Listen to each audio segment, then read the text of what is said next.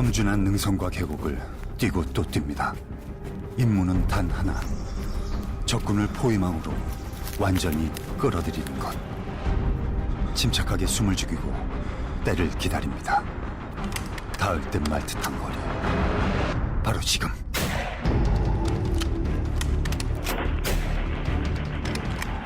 숨죽이고 있던 독립군의 총구가 일제히 불을 뿜습니다.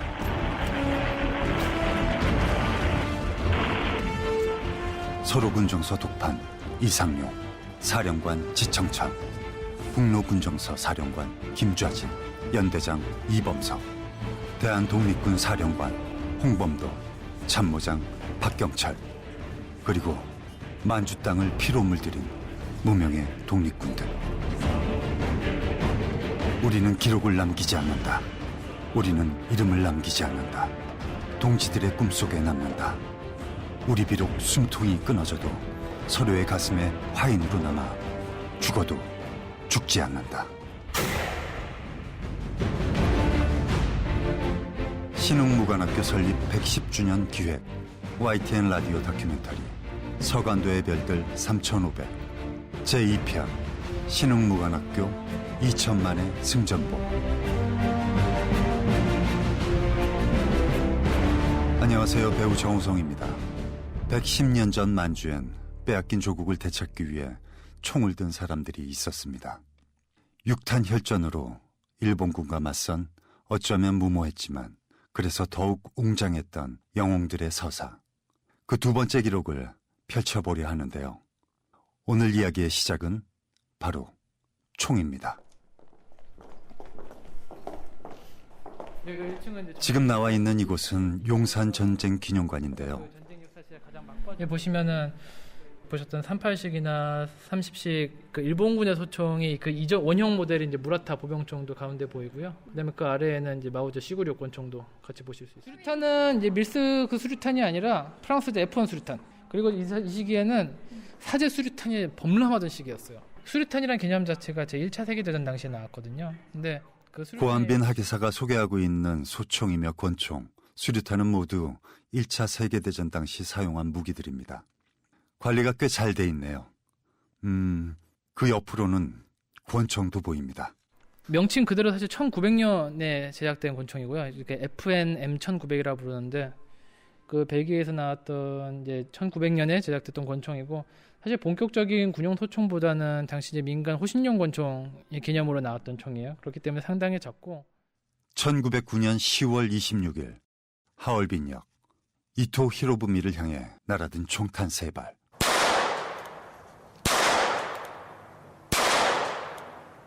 일단 안중근은 그 당시 몰래 이토 히로부미에게 접근해갖고 기습적으로 사격을 해야 했던 상황이기 때문에 사실 대형 권총에 해당되는 시구력은 적합하지 않았어요. 일단 품에 몰래 숨기기도 힘들었을 것이고 더구나 근거리에서 충분히 조준할 시간 없이 빠르게 사격을 해야 되는 상황에서는 가볍고 안중근의 손에 쏙 들어오는 권총이 훨씬 더 유리했을 거예요. 그렇기 때문에 그 상황에 맞는 좋은 권총을 안중근 의사가 골랐다고도 볼 수 있겠죠.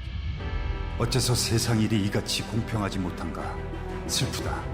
이웃나라를 강제로 뺏고 사람의 목숨을 참혹하게 해치는 자는 이같이 날뛰고 이같이 천지를 횡행하고 다니는데 어질고 약한 우리 민족은 왜 이처럼 공경에 빠져야 하는가. 브라우닝 FN M1900. 그날 안중근이 품 안에서 꺼낸 권총엔 우리 2000만의 울분이 담겨 있었습니다. 자, 또 다른 무기를 볼까요?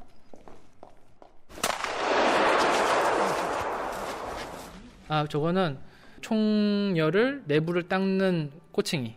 저 꼬챙이 끝에 천을 끼워서 총열을 쑤시면은 그 총열 내부를 이제 깨끗하게 하는 도구인데 지금 소개하는 이 총은 우리 의병들의 주력 무기였던 화승총인데요. 총신, 총열 할 것 없이 반들거리는 손때가 치열했던 전장의 역사를 말해주는 듯합니다. 초기 의병들은 대부분 산포수들, 그러니까 사냥꾼들 출신이었어요. 홍범도 본인도 사냥꾼 출신이었죠. 이런 사람들은 대부분 당시 포수들이 흔히 썼던 이제 화승총, 그러니까 화약을 총에 먼저 부어넣고 다지고 총알, 이 구슬 형태의 총알을 다시 총구로 집어넣고 다지고 끝에다가 화승 아니면 부싯돌 같은 걸 달아서 화약을 격발시키는 식이었어요. 근데 그런데도 산포수들이 일본군을 고전시켰다는 거는 그 사람들이 상당히 대단한 사람이었다는 거 의미기도 하고, 그 홍범도를 위시한 이제 그 삼포수 출신들이 우리가 말하는 의병이 참 훌륭한 일을 했다, 총만 보더라도 그런 역사를 알 수 있는 거죠. 홍범도 장군. 나르는 홍범도라는 별명으로 불린 삼포수 출신이죠. 단 한 발의 총알로 호랑이와 맞선 승부사들. 호랑이가 죽느냐, 내가 죽느냐. 삼포수 홍범도의 총구는 어쩌다 호랑이 대신 일제를 겨누게 됐을까요? 한시준 독립기념관장의 이야기를 한번 들어볼까요? 그렇죠. 이제 홍범도 장군이 이제 크게 우리 독립운동하고 관련돼서는 그 한말의 그 의병 항쟁이라고 하는 게 있잖아요. 그때는 주로 그 함경도 지방에 그 삼수, 갑산 이 지역에서 의병대장으로 활동하셨죠. 그리고 이제 1910년 나라가 망했을 때, 이제 그 전후에 그 북간도로 망명하셔서, 그러다가 이제 1919년, 20년 이 무렵에는 그 북간도의 그 봉오동이라고 하는 데를 근거로 해서 거기서 이제 독립군을 편성을 해가지고 좀 그 활동을 하셨어요.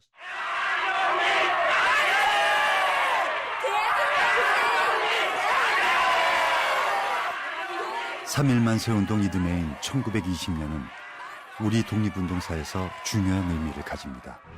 이때 상해 임시정부는 독립전쟁을 일으키겠다는 의지를 대회에 천명하죠. 그래서 대한민국 임시정부가 수립되고 나서 그럼 우리는 어떤 방법으로 어떤 전략으로 일본하고 싸울 것이냐라고 하는 것을 의논들을 해요.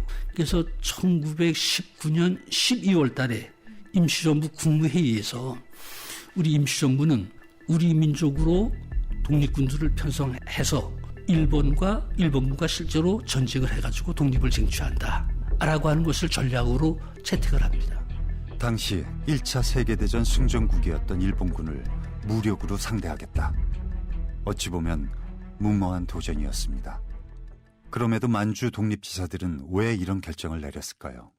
수원대 박환 교수가 그 이유를 설명하는데요. 왜냐하면 파리 강화회의에서 우리가 독립을 해야 된단 말이죠. 독립을 하기 위해서는 우리의 어떤 역량과 힘을 보여줄 필요가 있었던 거예요. 즉 외교를 위해서 무장투쟁이 필요했던 거예요. 나라를 빼앗긴 지 10년. 당시 국제정세는 1차 세계대전 전순국 중심으로 재편되죠. 우리의 독립지사들도 독립의 방향을 놓고 고심합니다. 그 압박을 당한 관계상 이제는 우리 민족이 자주 독립해야 살지, 그렇지 아니하면 여의 우리 민족은 아주 멸상되고 말 터이다. 처벌하고 하자 결정다. 그래. 그 다음에는 우리가 일본 정부의 조선 독립군대를 하나 또 써야겠다. 그래야. 그 다음에는 이 민족주의 자결을 주창한 미국 대통령 웰선에게. 지금 들으신 이 목소리는 독립운동가 정재용의 실제 육성입니다. 해방 후 3.1운동 당시를 회상하며 녹음한 음원을 복원한 건데요. 독립선언문을 윌슨 대통령에게 전하려 했다는 대목에서 고민이 읽히죠. 하지만 약소민족의 독립선언은 강대국들로부터 외면받게 되고 결국 무장투쟁에 힘을 실기로 한 독립지사들. 당시 임시정부엔 든든한 뒷배가 있었습니다. 대한민국 임시정부가 수립됐을 때 만주 지역에는 한 70여 개의 독립군 조직들이 있었습니다. 서관도 지역에서 활동하던 독립군 단체들, 이런 사람들은 임시정부 국무부의 명령을 듣고 우리는 서로 군정사라고 하자. 또 북간도에서 활동했던 김좌진 이런 분들은 우리는 북로 군정서라고 해서 임시정부의 명령을 듣는다. 만주 지역에서 활동하던 독립군 부대들이 대한민국 임시정부가 수립된 이후에는 우리가 임시정부 산하로 들어가서 임시정부의 명령을 듣는 그런 군사조직이다. 1911년 개교 이후 1920년 문을 닫을 때까지 10년 동안 교육한 신흥무관학교 출신 정예 독립군들도 바로 이때부터 전장에 본격적으로 배치되는데요. 한시준 독립기념관장이 설명합니다. 그 김좌진 장군이 북간도에서 사관 연성소라고 하는 걸 만들잖아요. 이제 신흥무관학교 쪽에 연락을 해가지고 신흥무관학교에서 군사훈련을 받았던 졸업생들을 파견해달라. 그래서 그 졸업생들이 북간도로 가서 사관 연성소에 가서 그 사람들이 교관이 돼가지고 독립군들을 양성하고 이 신흥무관학교 졸업생들이 그런 역할들을 하는 것이죠. 실제로 독립전쟁을 지휘하고 이제 그런 역할들을 많이 했으니까.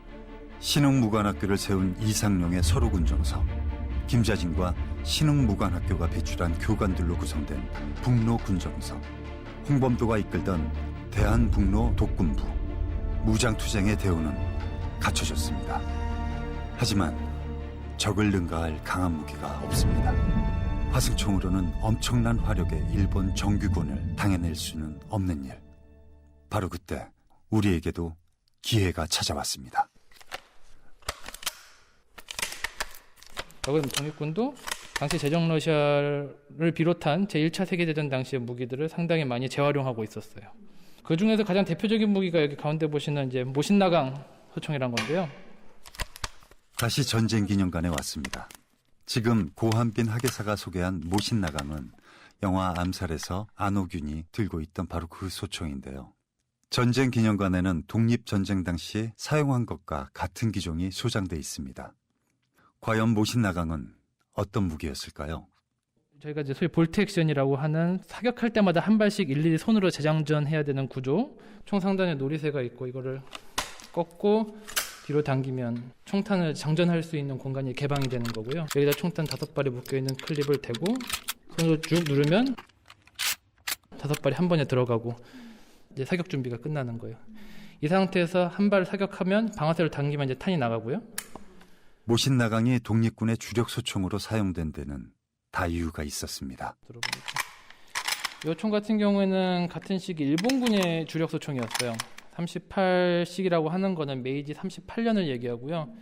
그러니까 1920년 독립군을 토벌을 하려는 일본군 작전 그 시기에 일본 육군이 이제 주력으로 사용했던 총이고요. 소총의 작동 방식도 모신나강과 크게 다르지 않습니다. 놀이를 열면은 개방되고 5발 집어넣고 다시 폐쇄해서 닫으면 나가고 한 발 쏠 때마다 열어서 탄피를 빼고 이런 식으로 좀 나가고요. 독립군에게는 이 모신나강이 조금 더 사용하기 편하고 안심이 되는 총이었을 거예요. 왜냐하면 이 총의 부품은 물론이고. 그럼 독립군의 소총 모신나강과 일본군의 소총 아리사카를 비교해보죠.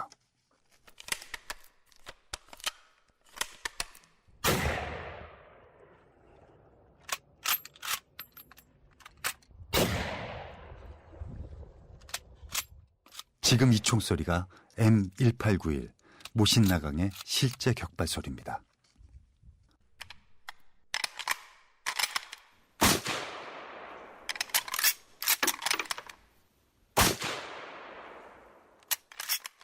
이 소리는 38식 아리사카 소총이고요. 차이가 느껴지시나요?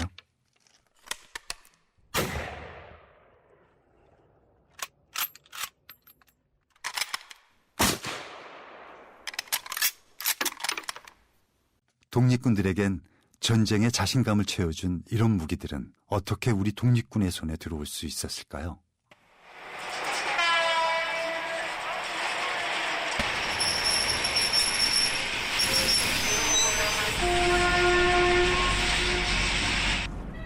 이곳은 러시아 연해주 시베리아 횡단 열차의 출발역이자 종착역인 블라디보스토크역인데요.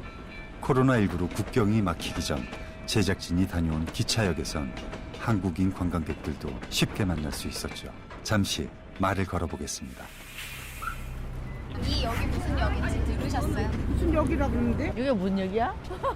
아, 이름이 어려워서. 보스티가 뭐 역이에요? 보스톡. 보스톡. 그 역사적으로 어떤 역인지 아세요? 아니요. 잘 모르겠어요. 안중근 의사가 여기서 이 기차를 타고 출발하셨거든요. 아. 그런 거야. 그래서 못 들었어요, 우리가 저기를 하는데. 블라디보스토크역은 우리 독립운동사와 깊은 인연을 가지고 있는 곳입니다. 안중근 의사가 거사를 앞두고 기차를 탔던 곳. 고종의 헤이그 특사단이 네덜란드로 향한 대장정을 시작한 곳. 독립전쟁의 주역 홍범도, 김경천 장군이 영문도 모른 채 강제 이주 열차를 탔던 곳. 그리고 독립군들에게 싸워서 이길 수 있다는 희망을 선물한 곳. 그래서 이제 러시아 지역이 어떤 무기 시장이 됩니다. 무기가 굉장히 쉽게 구할 수 있는 그런 이제 또 분위기가 형성이 되고, 그러나 이제 이 독립전쟁이라는 거는 뭐 무기가 없이 맨손으로 할 수는 없지 않습니까? 그래서 1917년에 이제 러시아 혁명이 일어났고요. 그리고 1918년부터 1922년 사이에 러시아는 이제 그 혁명의 내전기거든요. 그래서 제정 러시아를 지지하는 백군과 또 그 레닌이라든가 스탈린을 지지하는 붉은 군대, 적군, 뭐 이쪽이 이제 그 시베리아에서 이제 치열한 전투를 벌이고 있고, 그런 가운데서 이제 또 러시아 혁명이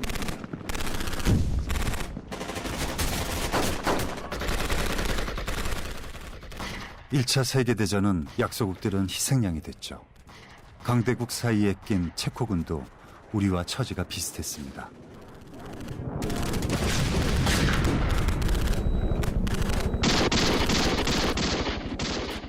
체코 군단도 북로 군정서도 공통점이 상당히 많았거든요. 없는 나라를 위해서 싸운 사람들이었다는 점에서, 뭐 혹자는 그런 점에서 그 상호 간의 교섭이 상당히 잘 이루어지지 않았나라고 얘기하는 사람들도 있어요. 바로 그때 우리 독립군은 블라디보스톡에 도착한 체코 군단과 비밀 접촉에 나섭니다. 당시 확보한 무기 양은 어느 정도였을까요?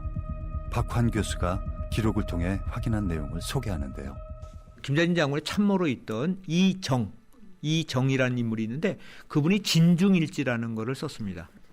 거기에 이제 1920년에 러시아에서 북로군 정서가 주로 이제 무기를 구입한 그런 내용들이 나옵니다. 그래서 이제 북로군 정서에서 총재였던 서일이라는 사람이 주로 블라디보스톡에 가서 무기 협상을 했다든가, 1919년 10월에 일본 측 정보 기록을 보면 서간들 지역에서 이제 길림 군정사라는 단체가 있었는데, 그 블라디보스톡에서 북방으로 한 100km 올라가면 우스리스크, 또 다른 지명으로는 니코리스크라고 하는데, 거기서 무기 700정을 이제 그 구입했다는 그런 기록도 있고요. 신흥무관학교 교관 출신으로 김자진 장군과 함께 북로 군정서군을 지휘한 이범석의 회고록 우둥불에도 당시 무기 구입 정황이 서술되어 있는데, 이번엔 고한빈 학예사가 읽는 우둥불의 내용도 들어보시죠.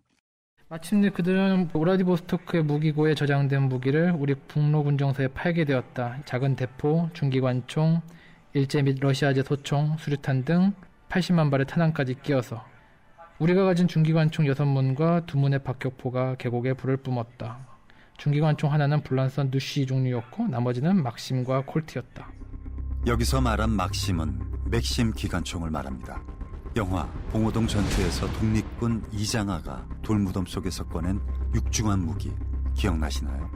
일본군을 몰살시킨 바로 그 기관총.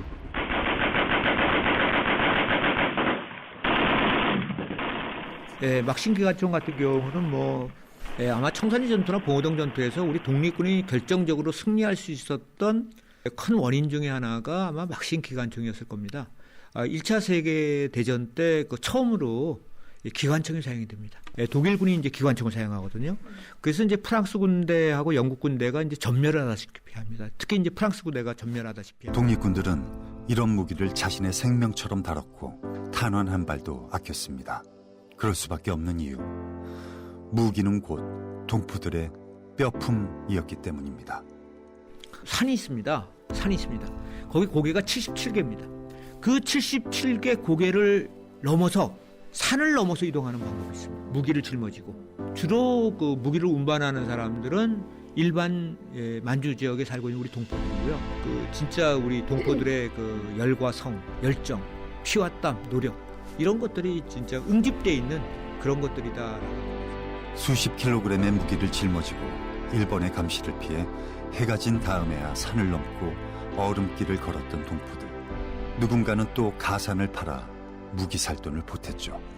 그 당시 무기 가격이 상당히 비쌌는데 노동자 한 사람의 1년 봉급 정도를 모아야만 그 무기를 살 수 있을 정도였다. 한정을. 우리가 이제 예전에 국제무상 운동 때처럼 많은 그 여인들이 반지라든가 비녀라든가 이러한 개인의 어떤 그 물건들을 내서 그래서 또 무기를 구입했다는 이야기들이 있습니다. 비녀라든가 반지라든가 이런 것들이 이제 철수한 그 체코군들이 이제 내답한 그러한 이제 물건들이 이제 시장에서 보였다. 상상해 보시죠. 무기 몇 정을 구하기 위해 가난한 이주민들로부터 받은 비녀며 가락지며 논요강을 들고 전장으로 갔을 독립군의 얼굴을, 이 눈물겨운 헌신을, 피해 결정체를.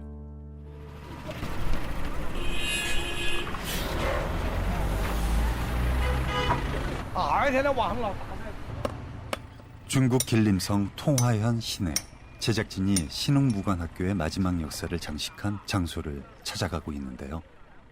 신흥무관학교가 고산자로 교사로 옮긴 다음에 분교로 운영하던 쾌대무자입니다. 추가가 예터가 그랬듯 이곳 역시 흔적이 남아있지 않긴 마찬가지. 건물은 다 없어졌고요. 이 언저리였을 거라는 거죠. 이거는 뭐예요? 유치원. 새로 생긴 거예요.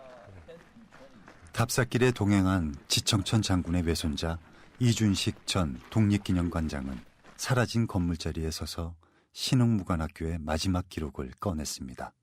이 쾌대무자 분교의 특징은 사람들이 많이 사는 지역 가까이 있는 겁니다.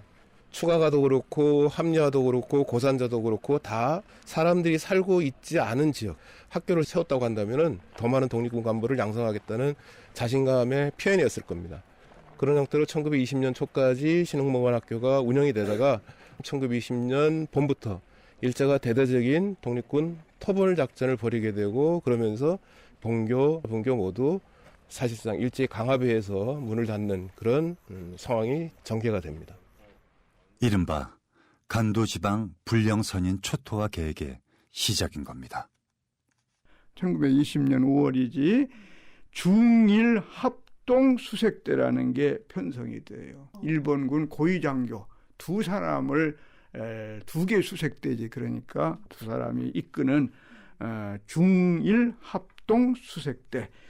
이게 와가지고 대대적인 체포작전, 탄압, 학살 이런 걸 저지르기 시작해요. 그러니까 서간도 일대가 암흑, 피, 참 아수라장, 굉장히 참 독립운동 지사들은 이거 큰일 났다, 어려움이 닥치는 그런 상황을 맞게 된 거예요. 더 이상 신흥무관학교 유지가 힘들어진 상황. 만주의 독립군단은 학교 문을 닫고 백두산 서쪽 지역으로 근거지를 옮기기 시작합니다. 그렇다면 폐교 후 신흥무관학교 졸업생들은 어떻게 움직였을까? 계속해서 성균관대 서중석 명예교수의 이야기를 들어보죠. 폐교 이후에 신흥무관학교 출신들은 의용대 활동도 많이 하게 되고, 거기에 이제 김창완이라든가 유명한 그런 독립운동 투사들이 활동을 하죠. 많은 활동 기록이 나오고 있어요. 뿐만 아니라 북만주, 남만주 일대에 이분들이 독립군으로서 많은 활동을 하는데, 제일 큰 활동의 그런 큰 활동 중에 하나는 바로 청산리 전쟁이라고 볼 수가 있어요.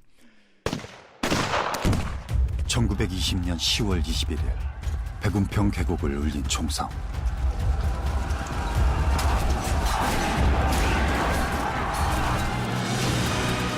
이어진 천수평과 어랑촌, 맹개골, 천보산 등지에서의 전투. 총성이 지나간 자리마다 독립군의 함성이 퍼졌는데요. 그렇게 밤낮 없이 펼쳐진 6일간의 청산리 대첩은 완벽한 독립군의 승리였습니다.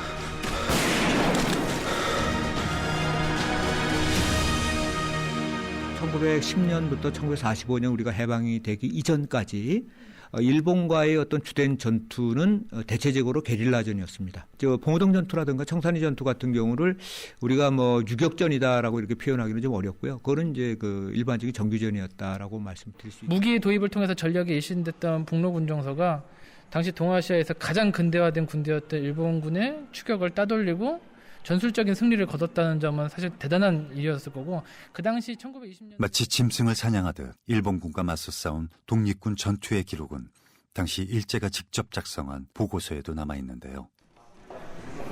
이쪽에서 그 신흥무관학교 관련한 봉오동 전투 상보라는 자료가 있는데요. 이 자료 같은 경우는 1920년 이제 6월 만주 봉오동 계곡 일대에서 독립군 연합부대가 일본 정규군과 싸워 승리한 이제 봉오동 전투에 관련된 내용을 기록한 이제 일본군 월강 추격대대 대장 야스카와가 전투 후 작성한 보고서입니다. 지금 하계사가 소개하고 있는 문서가 봉오동 전투 상부입니다. 1920년 봉오동 전투에 참가했던 일본군 장교 야스카와 소자가 작성한 그날의 전투 보고서죠. 내용을 볼까요? 독립군은 상당히 훈련되어 700~800m 거리에서도 사격을 했고 지용을 이용한 방어가 상당하고 전투에 용감히 임함.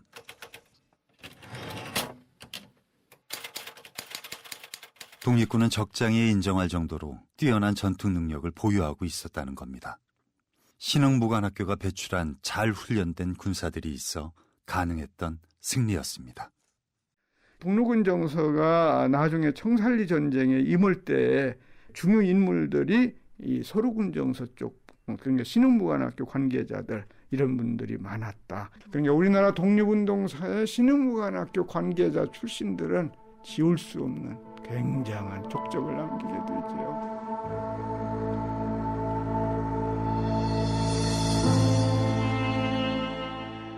굉장한 족적. 이를 가능하게 한 또 한 명의 독립군이 있었습니다. 지난 봄 추풍령 행을 함께한 석주 이상용 후손은 만주 땅에서 묵묵히 헌신한 할머니의 이야기를 우리에게 들려줬는데요. 만주에서 생활을 가끔 말씀하셨어요. 그래서 군복, 저녁에 흙강목을 잔뜩 사와가지고 군복 지은 이야기. 독립군들 오셨을 때 회의하면은 그 식사를 준비해야 되잖아요. 찬거리가 없어 고생한 이야기.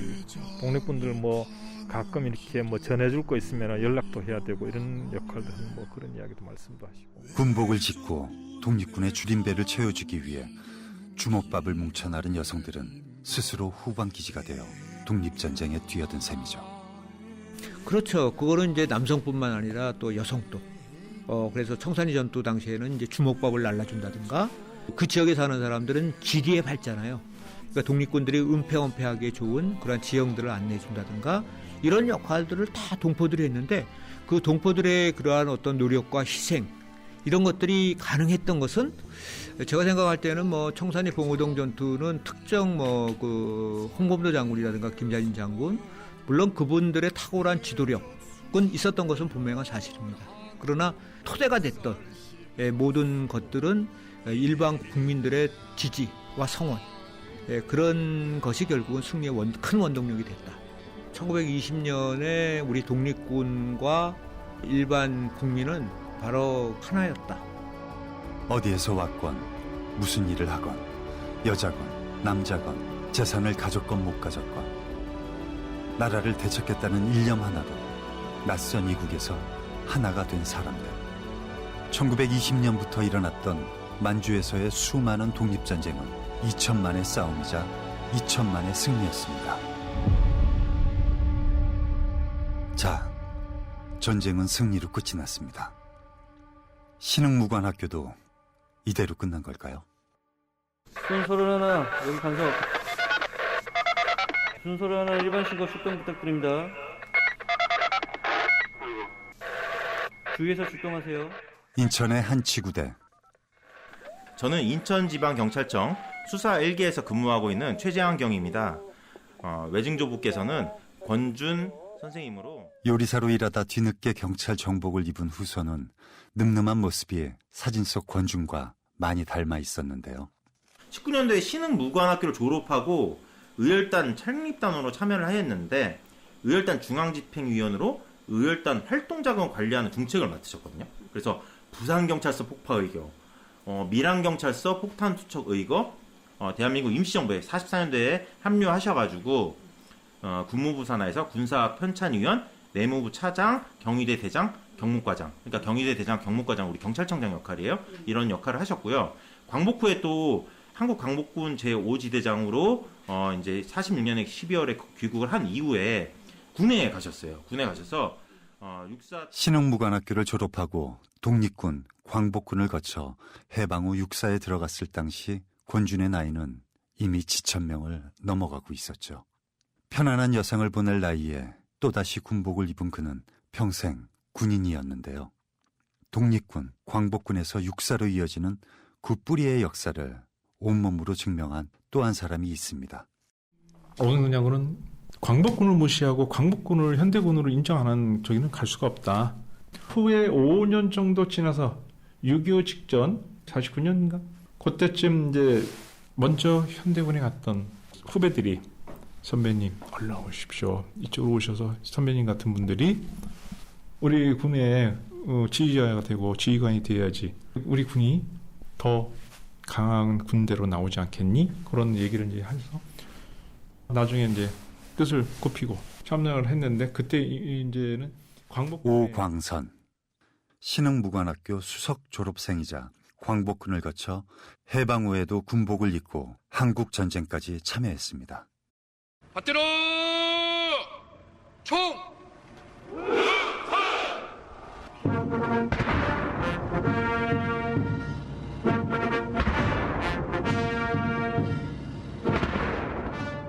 지금부터 2018년 육군사관학교 졸업 및 임관식을 시작하겠습니다. 지난 2018년 육군사관학교 임관식은 여러모로 특별했습니다. 이날 독립군과 광복군 생존자 그리고 그 후손이 처음으로 육군사관학교 명예 졸업증서를 받았죠. 조국 독립을 위해 헌신한 선배 전우에 대한 감사의 뜻이자 그 역사적 뿌리를 찾겠다는 의미였습니다. 육군사관학교 명예 졸업증서를 수여하겠습니다. 독립투사들의 구국 충정 정신을 계승하고자 자주 독립을 위해 활약하신 18분의 애국지사님께 오늘 명예 졸업장을 수여하는 뜻깊은 자리를 마련하였습니다. 명예 졸업증서 이에 육군사관학교 학칙에 따라 그날 독립군과 광복군 선배 전우에게 졸업증서를 수여한 김한태 전 육사교장이 격앙된 목소리로 말합니다. 중요한 것은 역사의식, 또 우리 군의 정통성 문제죠. 1940년도 대한민국의 국군의 앞에 뿌리는 한국 강복군, 그 앞에 뿌리는 대한독립군, 그 앞에 뿌리는 대한의병군, 그 앞에 뿌리는 대한국의 국군. 저는 그렇게 보고 있습니다. 저는 신흥무관학교는 독립군 광복군의 뿌리다, 이렇게 말씀드리고 싶어요.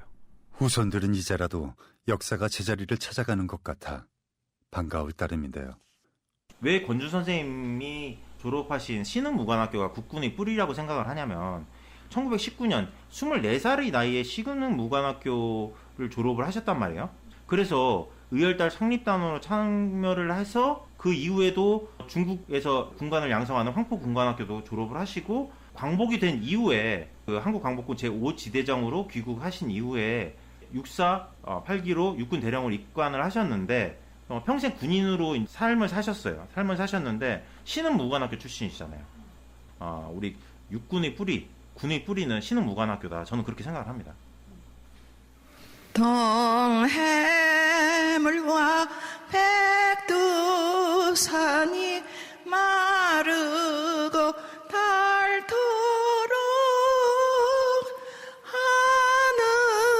하느님이 보호하사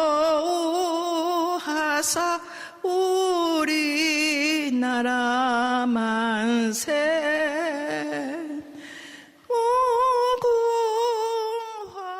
2018년 3월 달에 모직해서 쓰러지시 직전에 육군사관학교에 가서 생존해 계신 광복군 5분과 함께 가서 육사교정에게 명예 육군사관학교 그 상을 받았어요.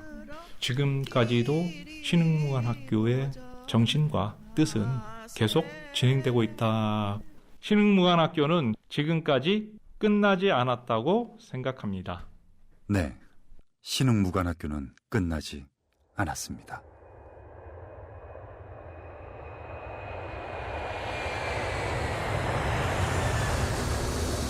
조국의 독립을 위해 평생을 헌신하신 홍범도 장군님의 귀환을 모시게 되어 영광입니다.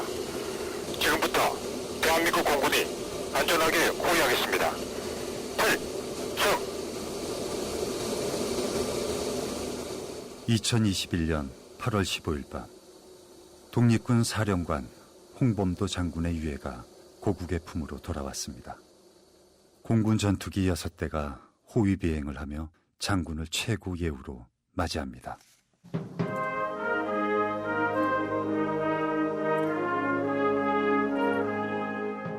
홍 장군의 유해가 독립군가에 맞춰 대전 현충원으로 들어오는데요. 해방을 2년 앞두고 이역만리 타지에서 눈을 감은 장군은 78년이 지나서야 고향 땅에 묻혔죠.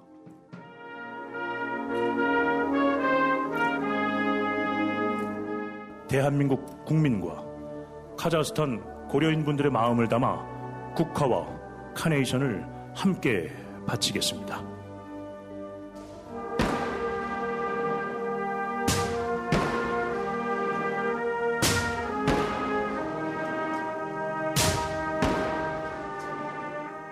국민특사로 홍범도 장군의 유해 봉안길에 동행한 배우 조진웅 씨를 만나봤는데요. 진웅 씨, 소감이 어때요? 좀 놀랬죠. 왜 나지? 제가 그런 깜냥이 되는 사람도 아니고 국민특사라고 호칭이 지어질 만큼 그렇게 뭘 한 것도 없는데 그저 이렇게 배우가 그런 데 가도 되나? 일단 아직도 그때 갔다 온 것에 대해서는 굉장히 감흥이 많이 남죠. 그리고 사실 가문의 영광이고 이건 기회라고 말할 수 있는 건 아닌 것 같아요. 좀 더 의미를 갖고 사실은 무거웠죠. 상당히. 예. 무장 독립투쟁과 고려인 강제 이주까지 한국 현대사의 아픔을 오롯이 간직한 홍범도 장군의 유해 봉안은 우리의 오랜 수건이었죠. 하지만 쉽지 않은 과정이었습니다.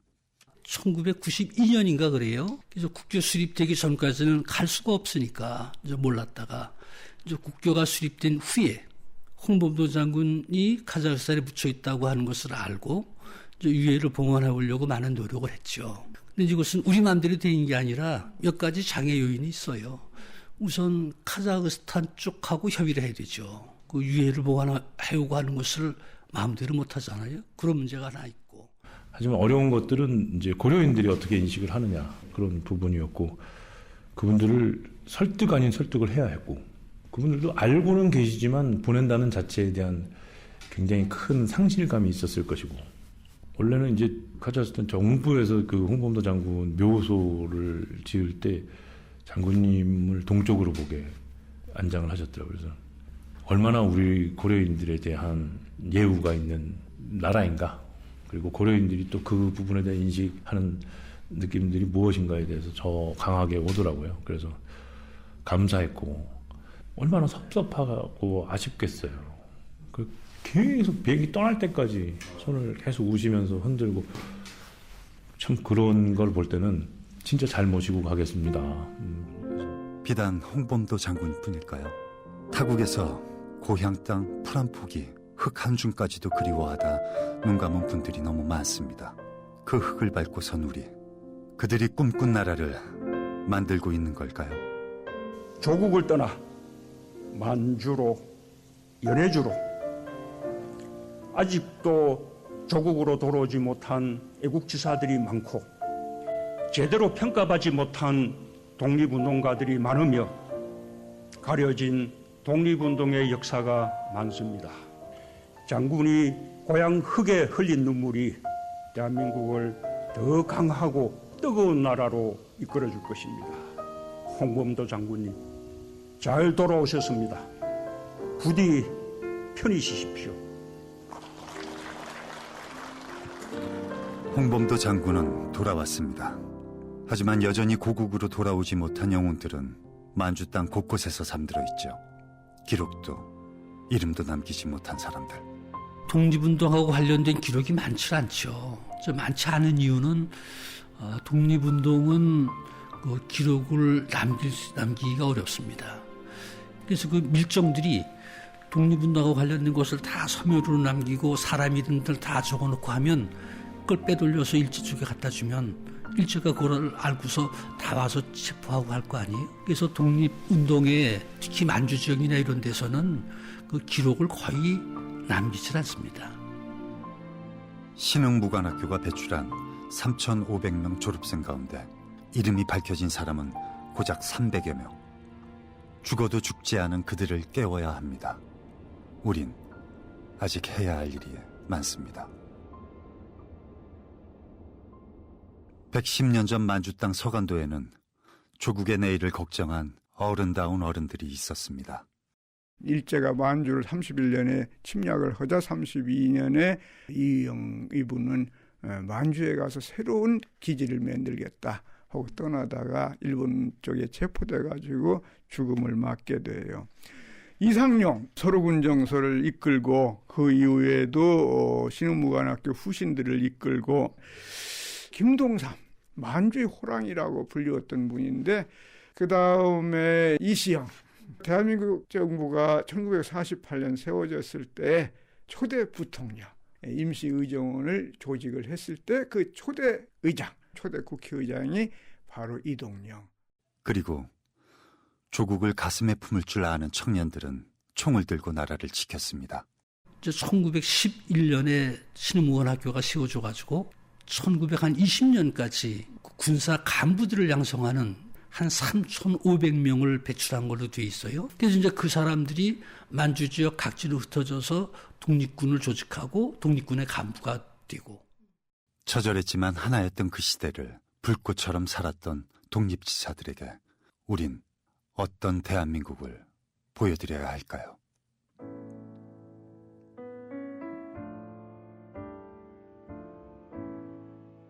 나부터 자유로운 마음을 갖는 것이라고 좀 생각이 들어요. 왜냐하면 내가 나 자신을 사랑하지 않는다면 남도 충분히 존중 못해주고 이해도 못하고 배려도 못해준다라고 생각을 하거든요.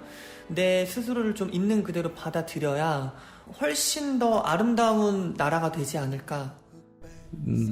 이제 시작이 됐고, 그리고 유해봉안으로서 그쳐서는 안 되고, 후배들이나 제 친구들을 이렇게 만나면 야 너무 고생했다, 잘 모시고 와서 자랑스럽다, 뭐 이런 얘기를 하더라고요. 그래서 카자흐스탄 굉장히 멀다, 대전에 모셨으니까 가봐.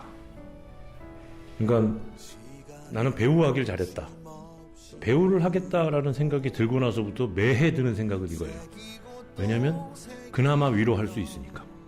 그러니까 내가 할 역할은 내 능력을 발휘하여 그렇게 슬퍼하고 있을 그분들에게 잠시나마 웃음을 주고 감동을 주고 위로를 줘야 되는 그런 직업. 제 스스로가 주변의 사람들 속에서 잘못 알고 있는 친구나 가족이 있다면은 사람들에게 알려주고 싶고, 광복절마다 국기를 집에 달고 혹시나 이런 곳에 그다지 신경 쓰지 않는 친구들이 있다면 함께 달자고 그렇게 권유하고 싶습니다. 제가 지금 프로그램에 관련된 내용을 배우고 있고 4차 산업에 관련된 내용을 배우고 있어서 뭔가 그런 전공들을 살려서 독립의 내용들이 더 많은 사람에게 더 많은 내용들이 퍼질 수 있도록 알려주는 그런 역할을 하면 좋을 것 같다는 생각을 했습니다. 자기소개를 하는 장면이 있어요. 저희 뮤지컬 중에서 정말 다양한 사람이 있거든요. 학생도 있고 엄마도 있고 간호사, 되게 다양한데 물론 그런 날이 안 왔으면 좋겠지만 온다고 하면 우리도 다 같이 그 안에서 만날 수 있지 않을까라는 생각을 조금 했던 것 같아요. 2021년에 20대에게 독립운동이란 현재를 살아나가는 것이라고 생각을 합니다. 쉽게 일상이랑 독립운동을 연결짓지 못하는데 그냥 보통의 사람들이 자기의 자리를 지키는 것만으로도 나라를 지키는 데 도움이 됐다고 생각을 해서 2021년도의 독립운동은 신흥무관학교를 위해 힘써주신 분들의 열정과 그리고 그 정신 그리고 그들의 하루하루에 대해서 알아가는 것에 의미가 있다고 생각을 합니다. 꼭 기억하겠습니다. 서간도 하늘에 3,500개의 별이 우리를 비추고 있습니다. 다시 우리의 총을 듭니다. 숲에서 기억의 바람 불어와 떠나간 이들은 집으로 돌아오라. 함께 신흥무관학교 설립 110주년 기획 YTN 라디오 다큐멘터리 서간도의 별들 3,500 제2편 신흥무관학교 2000만의 승전보. 이 프로그램을 3,500개의 별이 된 서간도의 독립 영웅들에게 바칩니다.